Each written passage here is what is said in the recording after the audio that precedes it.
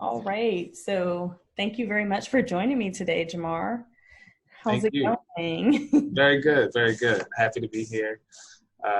Playing it safe, taking it one day at a time, and making sure our clients are still getting elite level services. Very good. So you're working in the office today? Yep. I'm in the office today. At this time, we currently have all of our staff working from home, and select few attorneys in the company are coming in just to close the transactions. And then we head back home shortly thereafter. Okay, very good. And so what impact have you seen to your business with COVID-19? Thus far, our business has not seen a big drop off. Things have actually increased a bit year over year from last year. According to different financial forecasts, though, we are expecting a bit of a downturn in our business, just as lending restrictions may tighten some. We'll see, with potential buyers and their employment status. So there's a downturn expected. We haven't experienced it yet, but we're fully expecting it to come. So we're just trying to make sure our processes are tight and we have great relationships with our current clients so that the downturn doesn't affect us too much. Very good. And so tell me a little bit about how you guys are conducting your settlements during this time. Sure. We're conducting our settlements with a big emphasis on the social distancing. We want to keep our employees and staff safe as well as our clientele safe. So first thing we say is no real estate agents, no extended family or friends are allowed to attend our settlements at this time. We will sign with the client and the settlement agent. That limits the traffic within the office right away. Not as many people stepping foot in the office. That means less chance of any viruses being transmitted.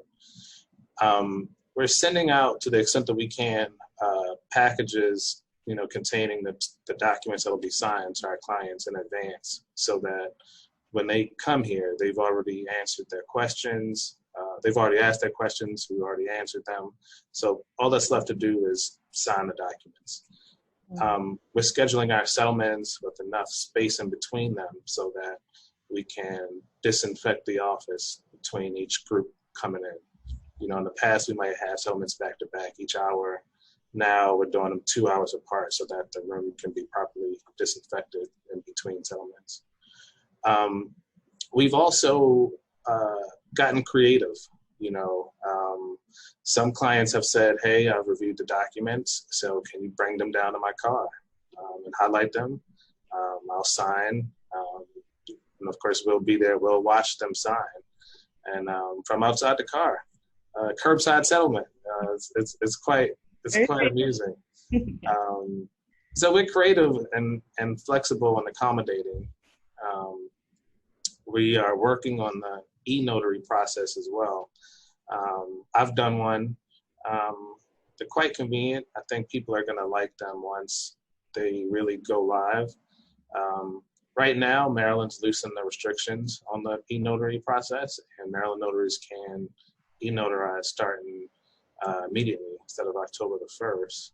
But what I'm finding is that this process requires lender approval to e-sign their closing package, and haven't been able to find a lender to grant us that approval yet. So although that capability is there, can't use it yet, but That's good to we will be know. soon.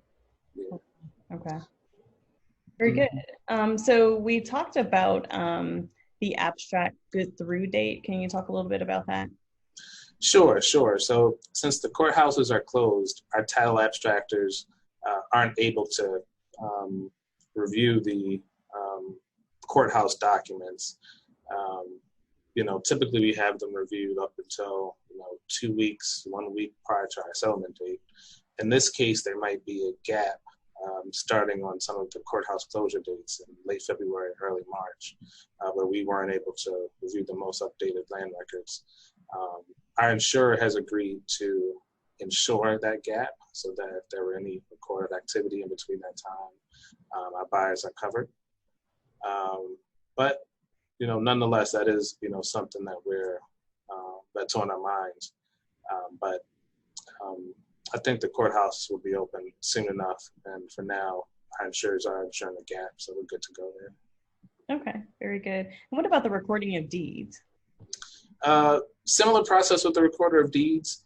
Right now, every courthouse is closed to the general public. But with that said, most of the courthouses are allowing drop-offs. So we can't go in person as we did in the past and maybe walk a transaction through to get recorded, but they do have drop-off boxes for us to, drop recording packages off in that way. Also, most jurisdictions are allowing for e-recording. That's the preferred measure at this time. So e-recording everything that can be e-recorded. And for the items that can't be e-recorded, we're utilizing the drop-off that the county recorders have put in place since it's not open to the public at this time. Overall, the e-recording process is pretty efficient. So I haven't seen a big delay in recordings yet, but for the recordings that we're dropping off, I think we'll get a delay probably of 30 to 60 days longer than what it would normally take. Okay.